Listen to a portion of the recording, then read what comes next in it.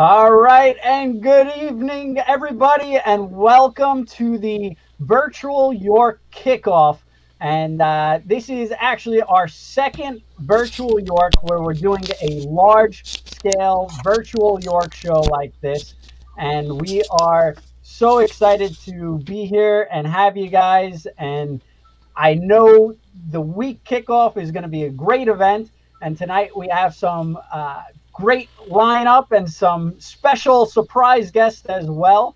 And I'll go around the horn and we'll kick it off. We have Ken Senior, my father from Train World, and then Lou Palumbo. Lou is no stranger. And Hal Miller from Classic Toy Trains. How you doing, Hal? All right. All right.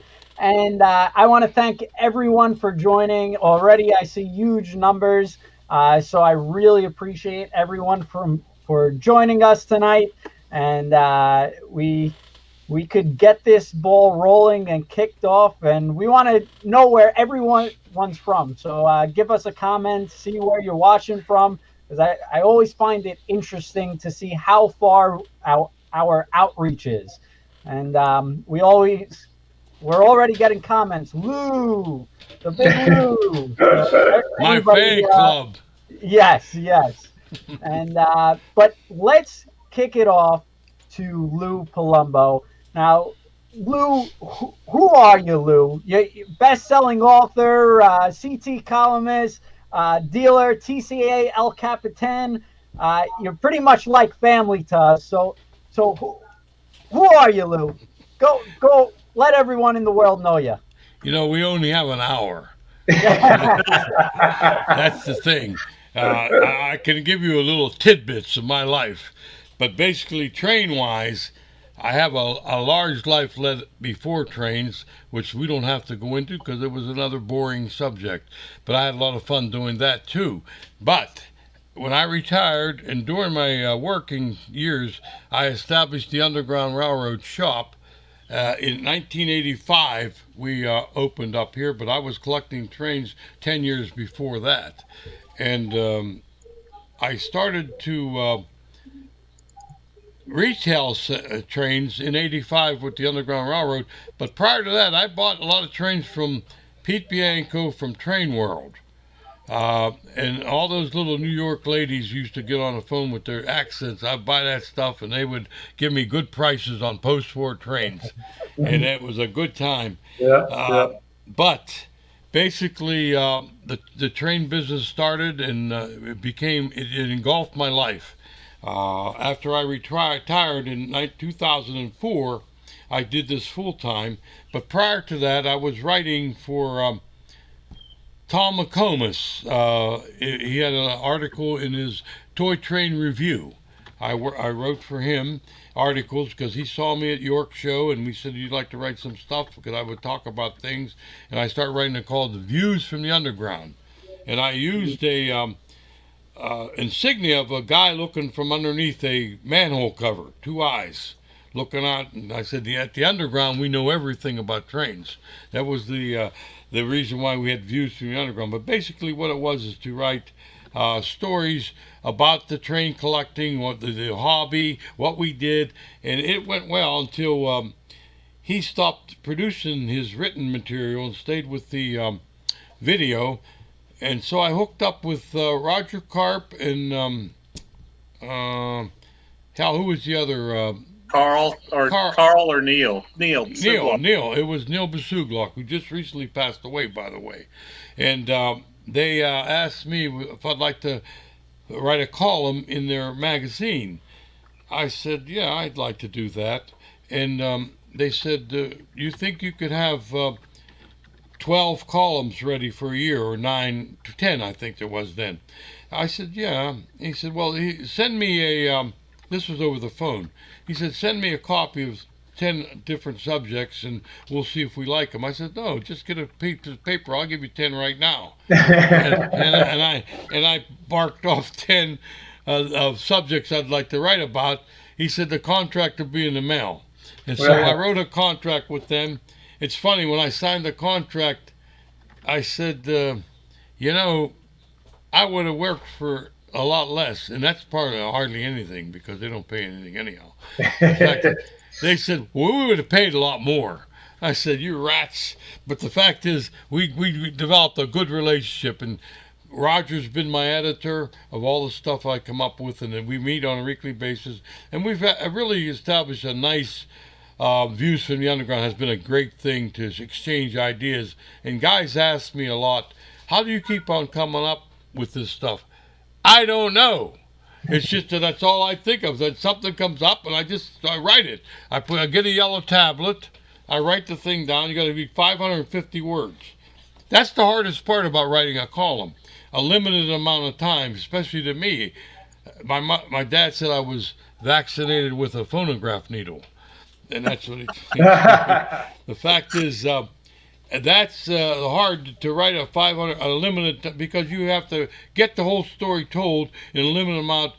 Churchill once said, "If I had more time, I'd have written less," and that's what he meant about writing his articles, to be more concise and good. But I have a good time doing it, and I get a lot of feedback. I got a lot of friends that I've made through the column, and it's become an integral part of my life. And yeah, I like it. And selling trains in the retail sales and all that, that's another whole story. All the things that goes along with that. But I can't have a better. I'm living a dream here. And as you can see, look at the nice stuff I have. I'm in a Taj Mahal of trains right here. Very good. Now, all right, next. Yeah, so the reason why we're here, Lou, and the reason why I chose you to be the kickoff is to talk about York. And unfortunately, this is the second, I guess, biannual meeting that we unfortunately lost. And because of COVID, it's very hard for people to get together and do it safely. So this is the second year that it's canceled. So I wanted you to kind of be the kickoff and just see if you have any insights as a hall captain. What's going on with York now? Is there going to be a future York? Because everybody who's into O-scale trains and even S-scale trains knows about the York Train Show. So I think it would be nice to have some insights as a El Capitan member of the Orange Hall. Well, Kenny, you're right, and it's not the second year; it's the second show within this year. Right, correct. There's twice a year. We missed April. It broke my heart because that's the first of over 80 shows in a row that I went to without missing. So it was like the Cal Ripken record. He wasn't a good ball. He wasn't a good ball player. He had good health. So I have to thank God that I was able to go to 80 in a row. Never 82 maybe. Never missed one. But the fact is, April was the first, and now here it is, October. Would have been this week, I believe, and it's the second one. York has a big history, and your dad and I will talk a little bit about that. But right now, as far as the plans, I am not a decision maker of their whole plans, but I stay in touch with the folks that do, and they tell me that April is on the book. It's on the table. It's being planned, and I think they were going to go back to the 4-day deal, which would be Thursday, Friday, Saturday, because we had cut back Thursday, and I think they're going to add that back on from last I heard. But people will register again. And those who paid for the last April shows, that money should be rolled over so they won't have to pay again. Of course, when people didn't pay, we'll re-register and they'll register and sign up. But I think it will come about.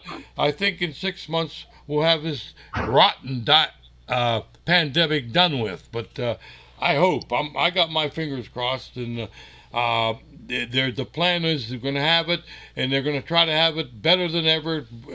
Having an extra day, they talked about having an extra get-together day on Thursday night, and different things they are planning from what I know. Now, that could all change, you know that, because of it depends on the virus and what's happening. Right now, if there was a show this week, I wouldn't go. After all, I mean, I got all the check marks of the high-risk people. There's 5 check marks, I made them all. But the fact is, that's part of the deal. So that's my feeling. The York is going to go on, but it all depends on the pandemic. If it's solved or lowered or whatever, I don't know. I'm not Dr. Fauci.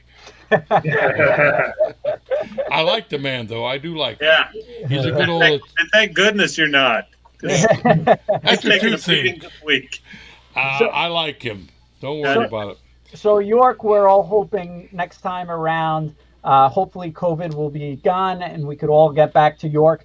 Is there Yeah. a way for people out there to, I guess, keep up to date? Is there maybe a website Yeah, for it? yeah, Okay. oh yeah. Those members have access. They're contacted by emails or through their website, and they keep it pretty well, up to date. As far as I know, the Eastern Division has theirs, and TCA has their website. So you can either one of them, you could probably get information about the York Show. But York Show is run by the Eastern Division of the Train Collectors Association.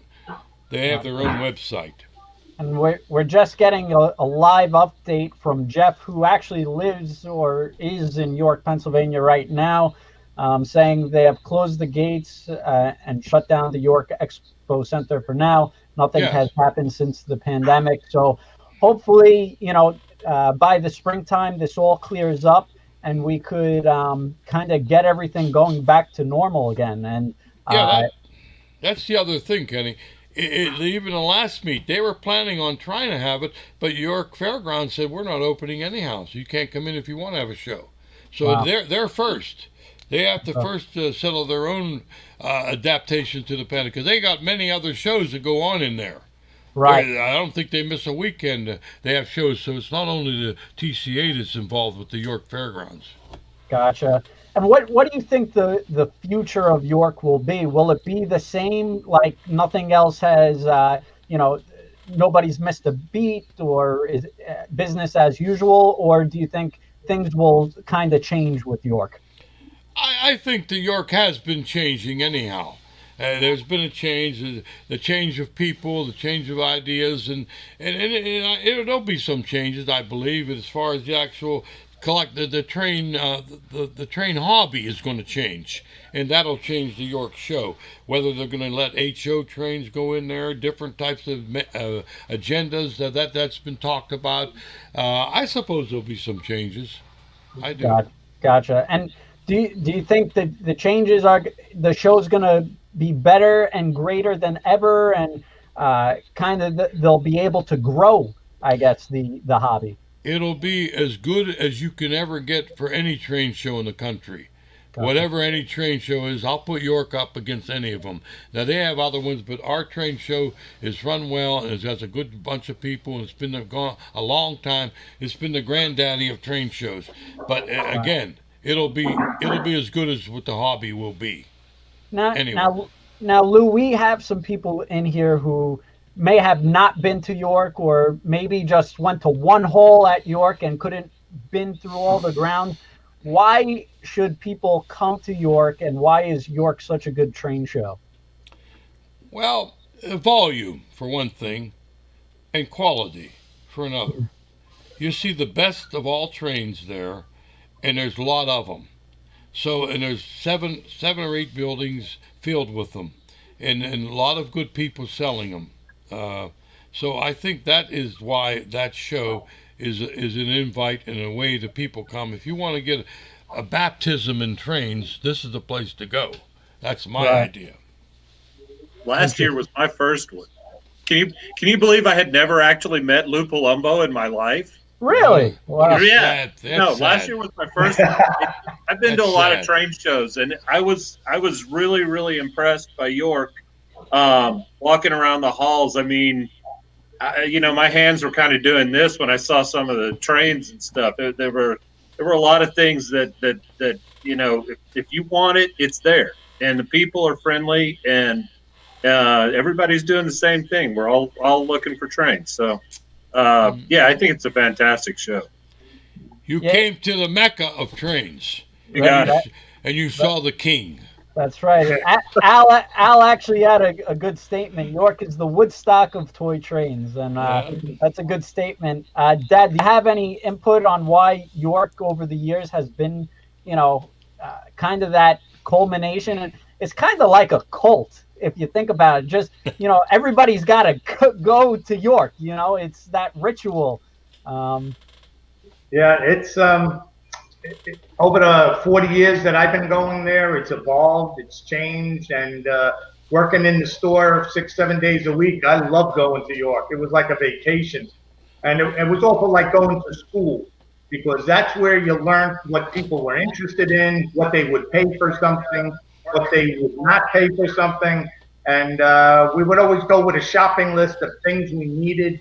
And the hunt was on. You just run around the halls. You got to get there before the other guy, and you make your deal. It's all about the hustle, the wheel and dealing. In the beginning, it was just you got to have your hotel reservation like a year in advance because there wasn't that many hotels back then. Restaurants, you needed to book weeks in advance. And everybody looked forward to the end of the day and going out to eat and drink. And Coombs was like our favorite to go for steaks, Lou, just steaks.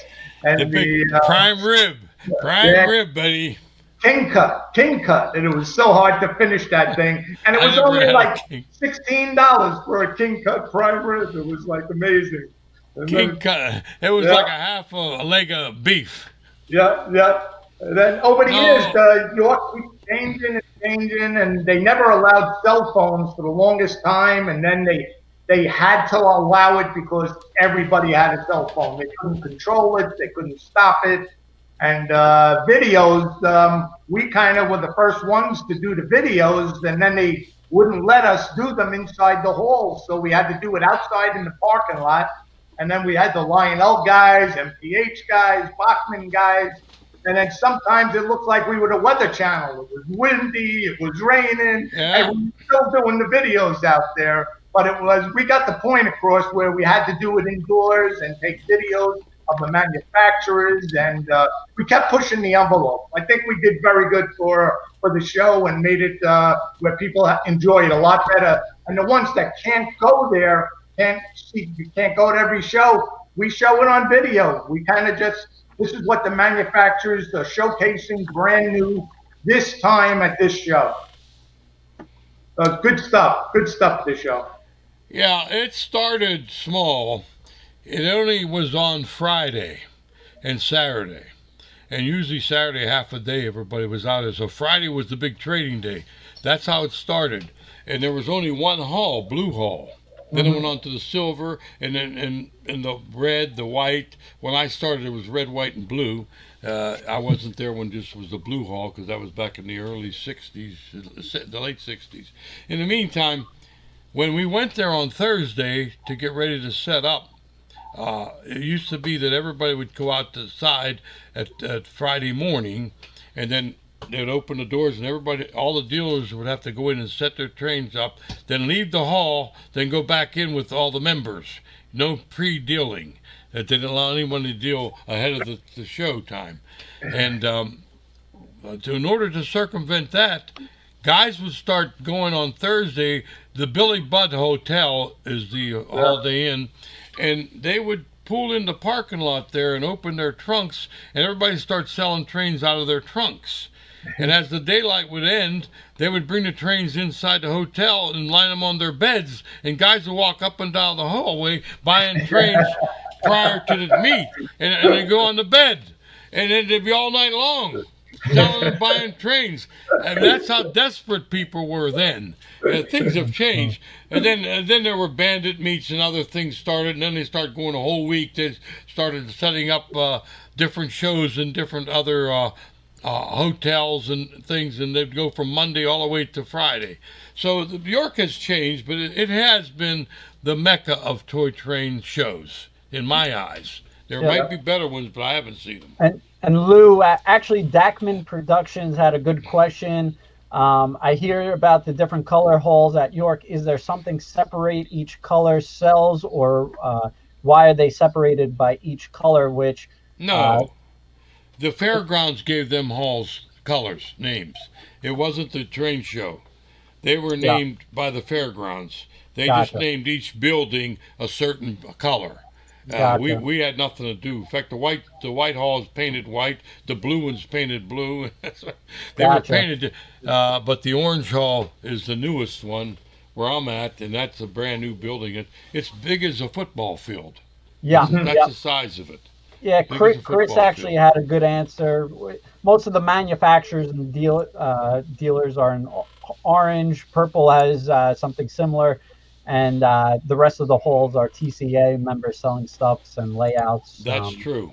An That's orange true. hall is the biggest. So thanks, Chris, We call for them the member halls. Mhm. yeah, and yeah. So a lot of good things and a lot of good memories, Lou. And I'm not sure if your wife is watching, but do you want to share some of those memories? I told you to stay out of there. I will tell you about the I'm memories. just kidding. I'm just The, kidding. the memories of the York Fairgrounds and the York shows is just too numerous. The camaraderie that we had, but the deals. But the best memories I have is when I had my best buys when I was there. When you had beautiful trains you've been looking for years, and there it was sitting there. And you couldn't live without it. I couldn't get in my pocket fast enough to get the money out to buy the thing. And one thing you learned about in New York, don't pass it by. Because as a dealer, I get the greatest enjoyment out of somebody who dickers with me over train, which I don't mind doing. I like to dicker for trains. That's part of the deal. But when they say, no, I'll be back, I call them be-backers. The be-backers, the best thing I have is when a be-backer comes back and I said, I'm sorry, I just sold it. I said, you should have bought it. I tell them, you can't. If you want it, get it. That's what I learned at York. If you want it, get it. Make your best shot, give them your best price, and then pull your money out. Yeah, and I think that's what's great about a lot of these train shows that kind of, fuels the fire and makes people keep on wanting to go. The kind of the thrill of the buy and the excitement. Because like you said, Lou, you may negotiate a deal, and if they turn away and then come back the next day or an hour later, it may be gone. And that's right. Minutes later. Yeah. And I will say 80% of the time when they come back, it's not there, More than once, I had the next buyer standing right behind the man. As he said no, a hand come in and said, I'll take it. Oh, man, I feel good when that happens. I believe it. Yeah. So that's what I said. Yeah. Also, with the York, we ship all over the world, train world, and we talk to people on the phone all the time. And then when we go to York, we put that face with that person on the phone, and it's a great just to have that conversation and talk about the products that the person bought. And they just come from all over the world. It's amazing. That's right. I call it the Super Bowl of trains. It's right. And it used to be a members only type thing. Now they're allowing the public in on one day, I think, or two, to which promote is good. membership. Yep. But the first couple of days or whatever, that's for the true TCA guy that's been waiting all year to hunt down his train. No, the real difference is this: that the new people that come in that aren't members only get to come to the dealer halls. They don't get a tag to go to the member halls, the other 5 halls. Okay. So that's the difference. They get a little taste, an hors d'oeuvre of the train shows. But the thing is, if you want to come, you get a 2-day pass to go in the purple and the orange hall, which are great halls. But there's 4 other halls the members are in. If you want to be part of that, then you'll get a special deal on a full membership. Then you go ahead and go into the whole fairgrounds. That's the difference. Good times. A lot of good times. And then also, you see, from us selling there also, the guys come around with these price guides And sometimes they expect to get it at that price. It's only a guide. It's only a guide. Yeah. And Hal, I believe you have the latest editions coming out, right? Yeah, jump in, Hal, I'm anytime. going to talk about those in a little while, as a matter of fact. You're only going to get a little while. It's a good The thing lead is, in. I tell them that they bring in his books. I says, "Who wrote that book?" Oh, here it's written by. I said, call them up and buy one. Buy the train that has it there for that price. That's it. Call them up.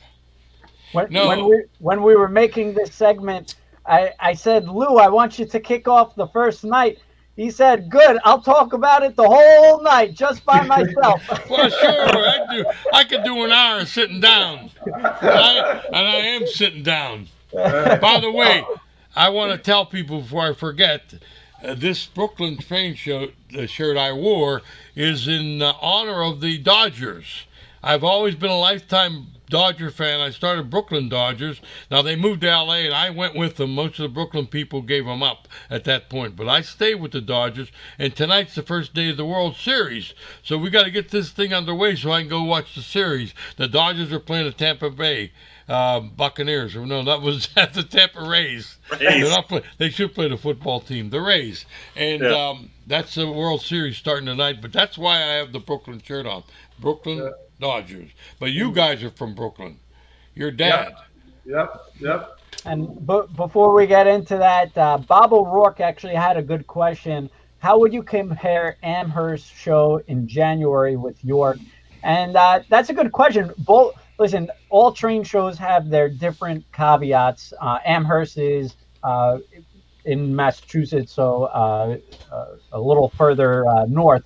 But it's a great show as well. But it's more, I guess I would say, diverse in all scales rather than York is kind of like the mecca for O and S scale. Pretty much. Gauge. And standard gauge too. Yeah. So post-war, pre-war, it really, and that's where kind of trains started with O and S scale, and then those were the big trains back then years ago. So a little bit different. If you're looking more for HO or N scale, Amherst would be probably more of what you're looking for. And the weather's kind of hit and miss sometimes at Amherst too. Yeah. Usually, I think the weather's better at York than it is at Amherst. Yeah. But Amherst is a great show as well, and that's what makes it so sad and disappointing, and that's why we're trying to create this virtual York to kind of a little in passing, so you don't miss out on York. You still get to see Lou, Hal, Classic Toy Trains. Tomorrow night we're gonna have layouts galore. We're gonna have layouts from some TCA members, some layouts from Trainworks. Mega Steam Smoke Fluid is going to be on, and then the third night we'll have all the manufacturers. So MTH, Atlas, Williams, Lionel. So they're all going to be on. So you'll still get that taste of York, and this is kind of what we were gearing up for. So hopefully this will suffice for the meantime. I know it won't replace York, but hopefully it will be a little something to get you by. And Lou, before we kick it over to Hal, any last stories or memories you want to go over? Wait a minute. I got to do something here. Oh, boy. Yeah, you didn't talk about your book. You're a best-selling author. Here we are. Wait a minute.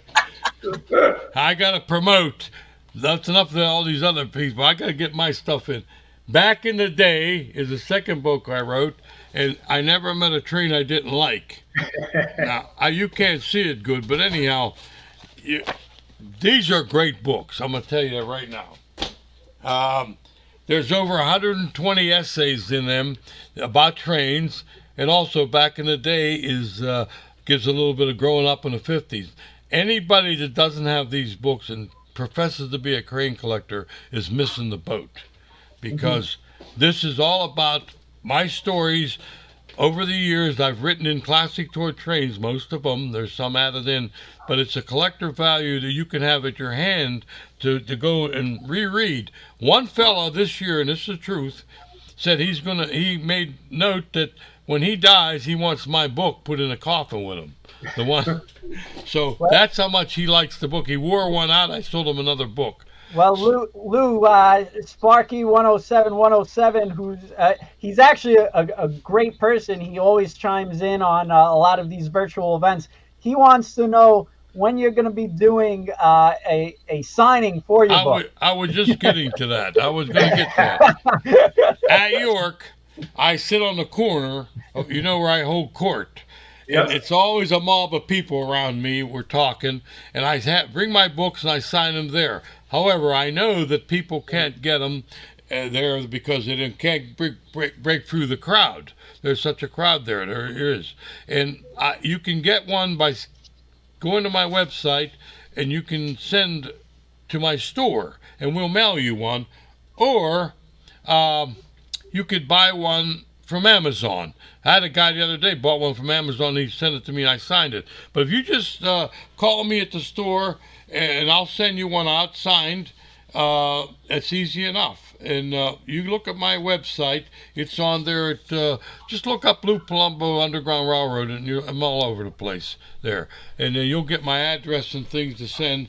And the book is good. It's $12.50 a piece, 2 for $25. You can't get a better deal. In fact, I'll give you the trifecta. You get a video for $30. You get the trifecta. So I'm not trying to promote for me. I'm promoting for you because you should have one in your library. Every one of you. That's it. That's my promotion. Now go on with the show. Al Train says you have to get in line for Lou. Yeah, well, that's the truth. I love it. Believe me, I love the trains. I love the guys. There's no more. I said that York was a Christmas, and I have Christmas 3 times a year. April York, October York, and December 25th. Now I'm missing 2, but that's how much fun it is to be there for a whole week. I'm with all the guys. All we do is, and I say that when I go to York, like any train show, you see the guys coming in, they remind me of a bunch of 5th graders coming in on a scavenger hunt. That's exactly because they're executives, they're chemists, chemical engineers, bums, everything comes in there. They're all the same. When they come in there, they become children and and they're looking for that new find, and then there's that relief, and you can see it on their face, and that you can't buy that anywhere. Believe me when I tell you. And they relive the Christmas of the past, and in this day and age, we need to relive some past enjoyment and memories because there's too much stuff out there today. It's just making even me in a bad mood sometimes. Also with the catalogs, MTH catalogs, Lionel catalogs, a lot of guys used to go to the shows to pick them up there. And now with the shows not happening, and they're not even producing a lot of catalogs anymore. So it's we do have it on our website, trainworld.com, where you can flick through the pages right on our website. So you can look at it that way. And sometimes we have manufacturers come to our store where they'll sign the catalogs or sign your train boxes, whatever. Mike Wolf did so many signatures in our store. It was amazing. Mike Wolf is a celebrity, and it's sad to see he's going to retire. I wish he changes his mind and he jumps back in again. I hope he does. Yep, and we'll actually have MTH on Thursday night, which I expect everybody is going to want to join and probably ask a million questions. Not sure what they'll divulge or say. But as Rich joked around with me, he said it's going to be his spotlight time on Thursday night for his GoFundMe page. So, is that right? Yeah, he got more money put away. That Rich made a fortune out there. So, my buddy.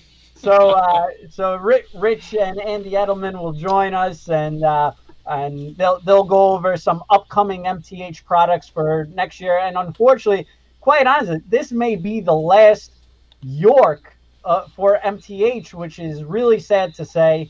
So it's going to be a bittersweet event. But we got tons of stuff lined up. So we're really excited about this. And Hal, Let Yes, me sir. wait a minute, 1 minute. I can't even know how. I got to ask one more thing about Mike Wolf. I wanted to say this, and you brought it up, and I think that Mike Wolf has done more, and he's my friend, but he's done more for the O-Gauge train business and the train business than any one person in the whole world. As far there's Lionel Cohen and Mike Wolf. Now, you maybe say, well, you're up Mike's butt, you're up there. No. You just put the facts on the paper and see what he did for the train, what he did to protect names and different things. You could write a whole book about it. So if there was a route, and I'm going to say this like a goofball, but the fact is, if there was a Mount Rushmore for trains, Lionel Cohen be the first one, and I'd put Mike Wolf second, and everybody else third, because the fact is, for what he did, and he did, if you just analyze what he did as far as promote the hobby, promote the trains, and made the trains a lot better now than they ever were back before he came in. I'm just saying that. And your face would be up there too, Lou, for sure. Way in the back. Now, right up front. Yeah, Go ahead, Hal. Stick Yes, in. sir. You got a couple minutes, and I got to come back in later. Okay. Yeah. No, I know you have more to say. Oh yeah. I am here to say that Classic Toy Trains, the holidays are coming up, and we have you covered. I'm actually going to jump back to the spring York that we didn't get to have. And the reason I do that is because usually around York time we have a new special publication. And the one from the spring, if you haven't seen this one yet, if you haven't ordered it yet, it's Lionel Trains of the 1960s. And when I first heard the idea, I was kind of like, yeah, it wasn't a great time for Lionel. Look at get this SIP and check it out.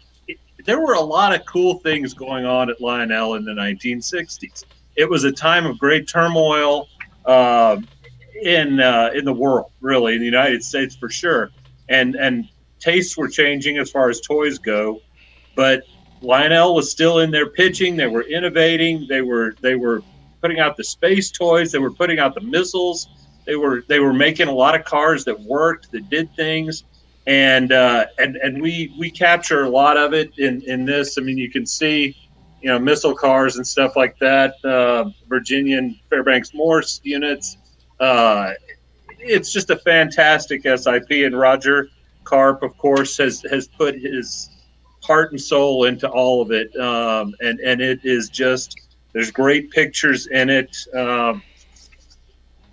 Hopefully you can see some of that. Let's see which way. There we go. How about that? Now they don't have to buy it. They don't have to buy it now. They saw the magazine. Right. They saw it. They saw it, and you know exactly what's in it. There's a lot of fantastic stuff in it, and it's still at kalmbachhobbystore.com, which is easy to remember. The special publication we would have had coming out for this fall's York show is called Families in Electric Trains. I'm going to see if I can share my screen with you. So if I take the whole thing down, you can blame me. Let me see what I've got here. Maybe not. Let's go with that. How about, there we go. Can we see that? there you go. Okay, good. Yo.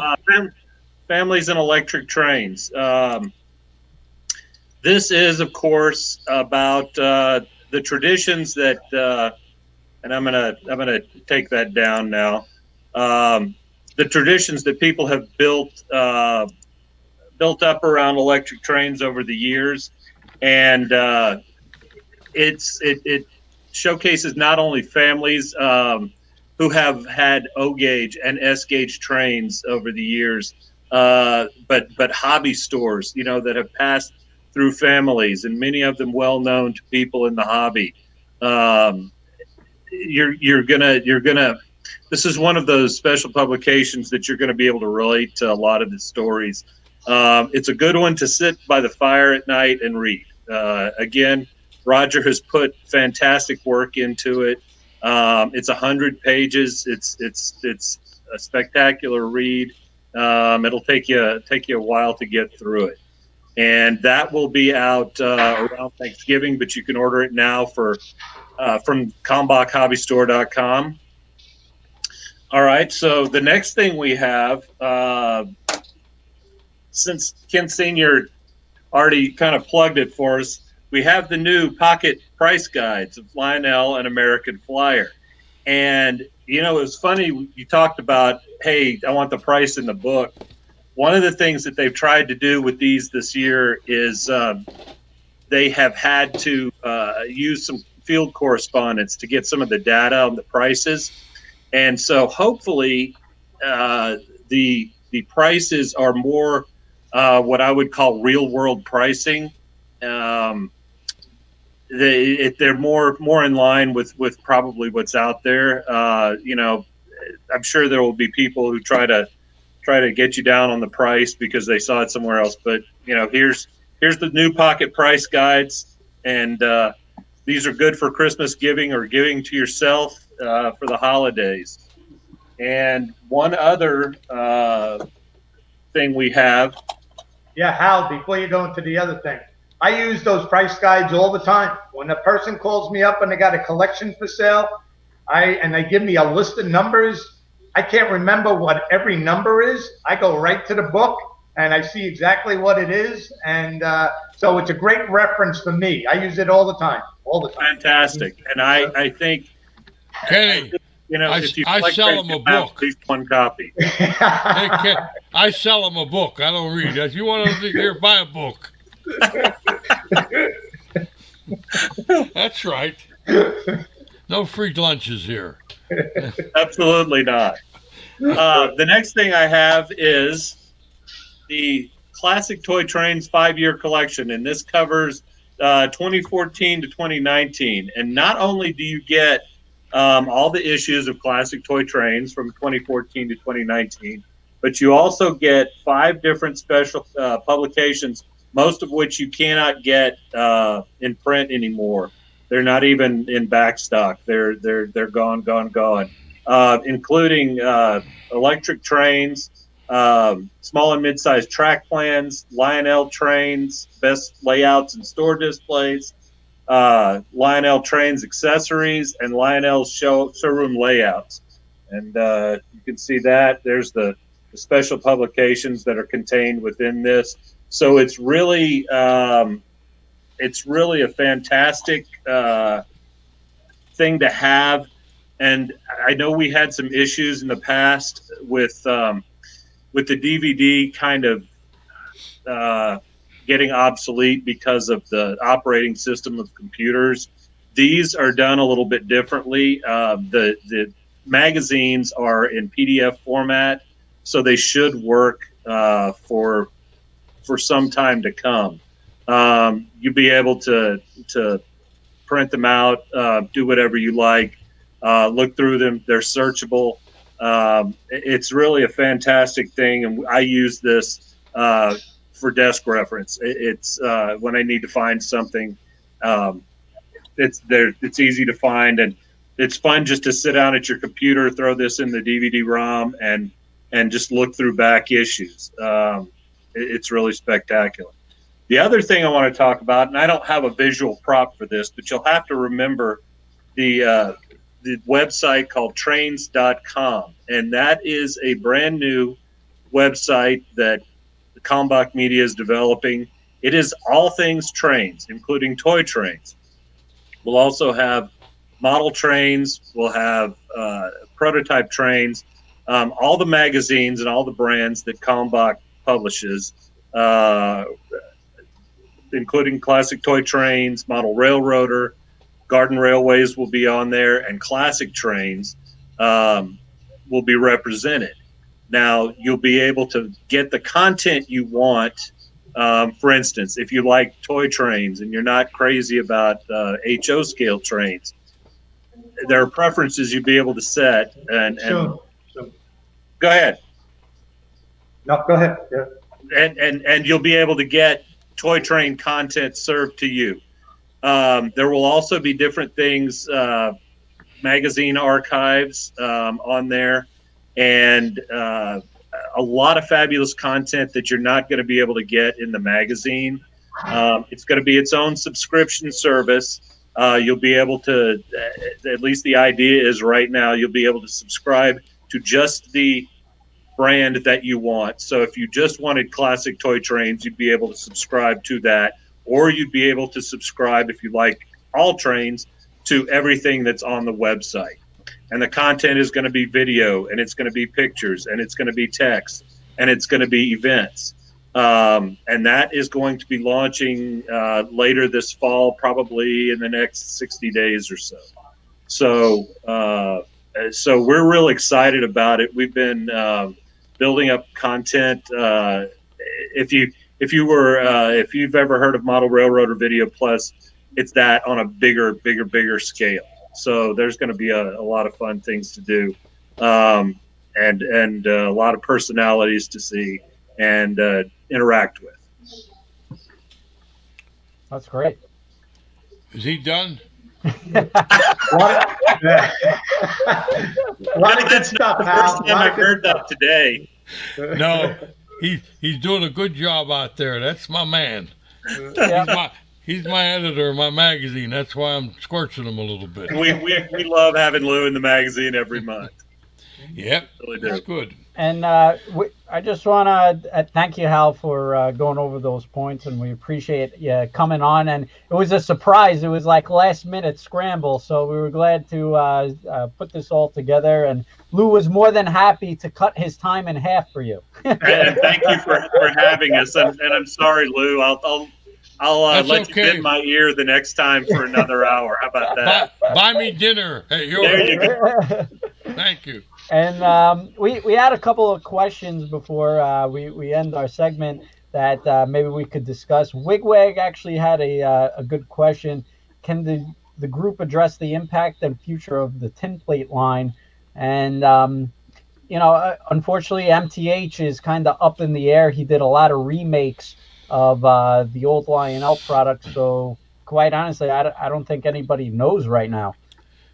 Lou, any insight? Yeah, well, probably it ends up, if anybody's going to buy the dies and whatever's for sale. I know their agreement with Lionel had ended, so that's why they weren't going to produce any more tin plate anyhow. Even if they were going on, that they had to renew that agreement, and I don't know where they were on that. But that agreement with Lionel was ended, to best of my knowledge. So I think that the dies are still out there. They're up for grabs, and it's going to be up to some shrewd businessman that wants to start selling, because they made beautiful stuff. Yeah. Their tin plate was beautiful, and I think it depends on the market of pre-war trains, whether there's a market out there, because how many thousands they're going to sell, how many hundreds, whatever, that's a big deal. So that has to do with it. I will say it's going to be difficult for someone going forward to produce what Mike did.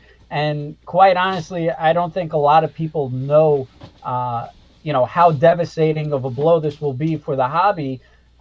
We're all hoping that the mold and the company goes into good hands, and hopefully we could all stay optimistic, and hopefully Mike's working behind the scenes to put something together. But a lot of these lines, the production limits were so low, and Mike really did it because it's a passion of his. He loves tin plate. That's true. Mike loves tin plate, and he wanted to see it made. So I think we could all hope that someone has the same passion, energy, and chutzpah that Mike does, and kind of will kind of be into trains and want to make those releases, and sometimes may not worry about money, which Mike, at the end of it, if he liked it and thought it was cool, he just went and ran with it. He didn't worry about figures on some of these things. Well, I don't think there's very much of the stuff left in his warehouse to sell No. because I think he moved all he sell. But I do know this that that's the biggest question I get now every day. Someone asks me, "What's going to happen to my MTH trains? What's going to be?" And you're going to answer that Thursday with the boys as far as the service, the parts. It's a concern for a lot of people because there's thousands and thousands of pieces out there that aren't going to last forever. And there's going to have somebody's going to have to fix them, and I think that's a market in itself.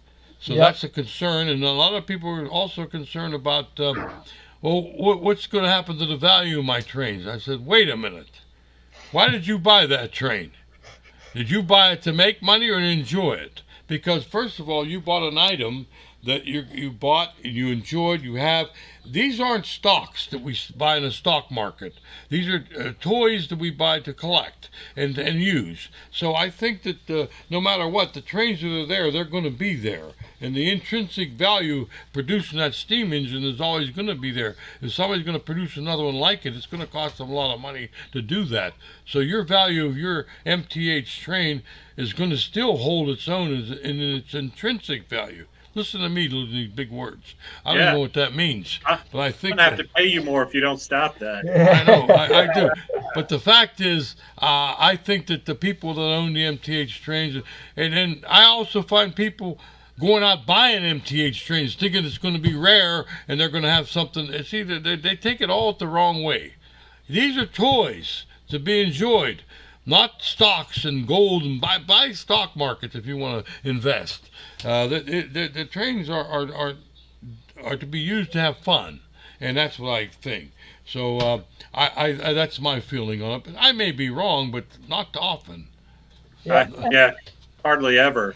I agree with you. I think that my advice to anybody that goes out to collect anything is get your play value out of it, because you don't know if it's going to be go up, down, or sideways. But you're going to enjoy it and enjoy it. That's why you're getting it. If you like it, you buy it. It's I noticed that since Mike announced that he was retiring, that people have been buying so much MTH product. They want to get it. They're afraid they're going to miss out on it. The brand new catalogs that he announced, he's making very small runs of all that stuff. He usually builds it to have extras. This time he made it to the orders. We had to deactivate everything because we can't go back for more. We keep saying sold out, sold out, sold out. So it's like it's going to be a scramble come Christmas for MTH product. Actually, I think Mike thought it would be he'd have to get rid of the stuff or dump it, but it's almost gone. Everybody is grabbing whatever they can. Well, and it's good product too. The stuff is good. Absolutely. The stuff is good. And we had a bit of a perfect storm this year with COVID. That gave a lot of people time to stay home and work on their railroads and play trains. Frankly, it really did. And so a lot of the hobby stores, at first I was kind of like, boy, I feel a little bad for the hobby stores through this. A lot of them have done pretty well because people are spending money and they're doing their hobbies and it's making them happy. Yeah. we noticed that too. That the COVID thing kind of changed a lot. It forced people to buy online, and regular customers that used to come in the store, now they had to buy it online, and we'd ship it to them. And the older guys, including myself, I'm a little hesitant buying online, but I've been doing it so regularly now that it's like just picking up a pen and writing. It's just so the norm for me to go out and order something online now.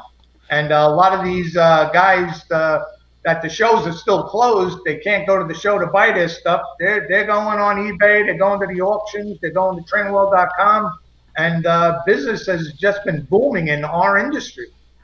I'll tell you what, Kenny, to tag along on that, I've introduced a new buy it in the pickup. They are buying it by phone and picking them up. What do you call Curbside pickup. Curbside turn. And I don't want all the people in my store. So I tell them to call, what do you want? And we'll have it ready for you outside. Because it's small down here, and I'm still afraid of the virus. I don't necessarily want big crowds. I cut out my train display for the first time in 36 years because of the thousands of people come in 2 months, and it's too small back there. So this year, we're going to have to take a break and not see the layout, and they're going to have to see I have a virtual layout on the website. You can see the train that way. And as far as the in-store, we sell a lot of mail order. We do mail order too. And I think that if you want some stuff, you call up and we'll have your order ready and we'll meet you at the curb. Because we got to still sell the trains, but be careful and be safe. Because old people don't have much longer to go. So we got to make the best of it. Yep. Everybody definitely has to adapt their business. And with Mike leaving, I know everybody's upset and distraught about it.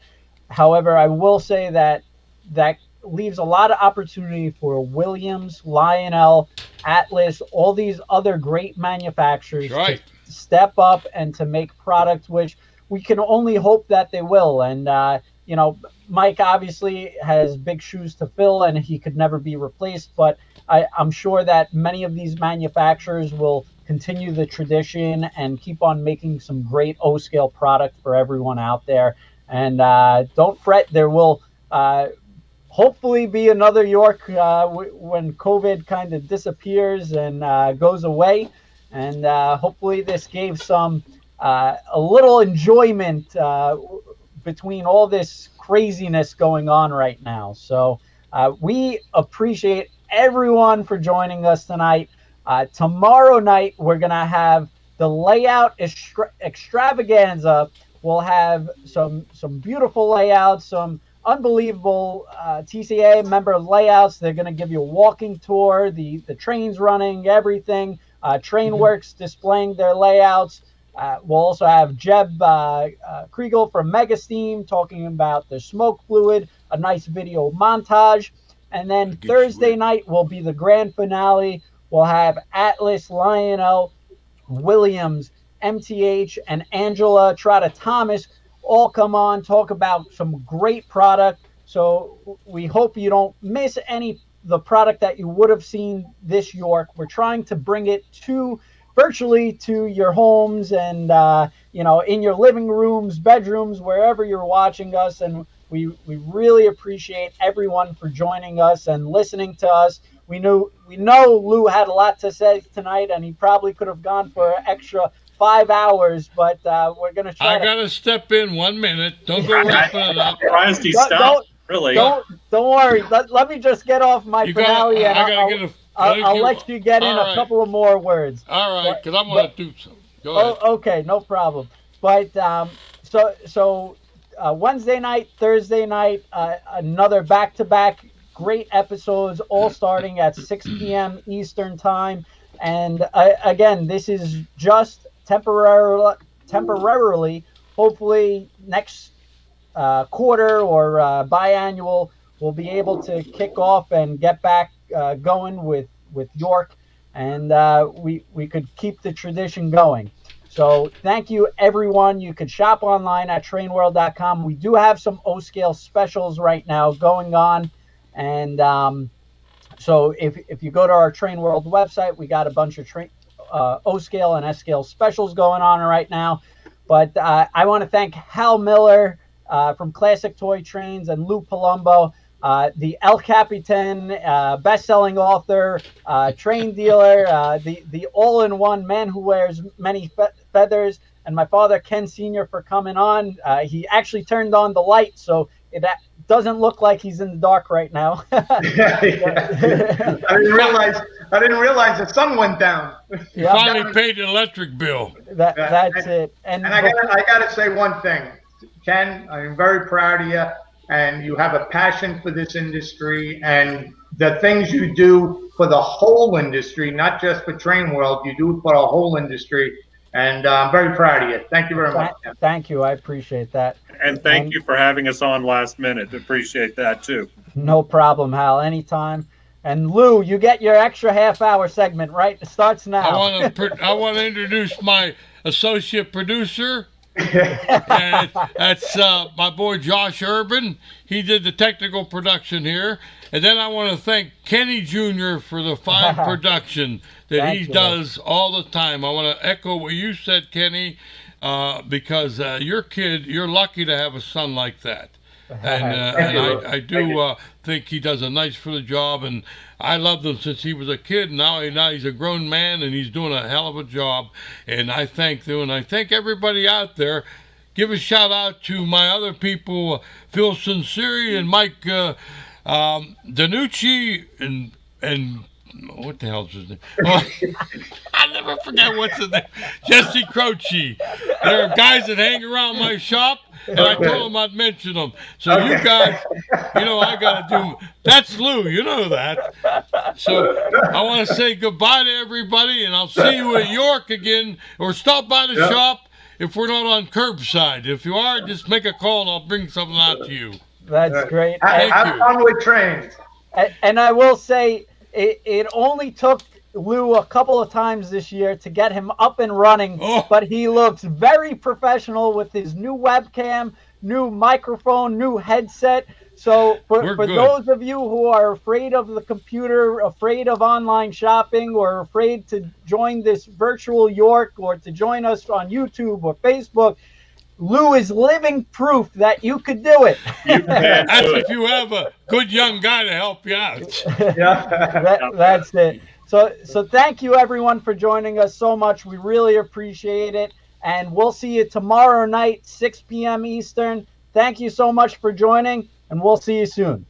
Okay. Thanks.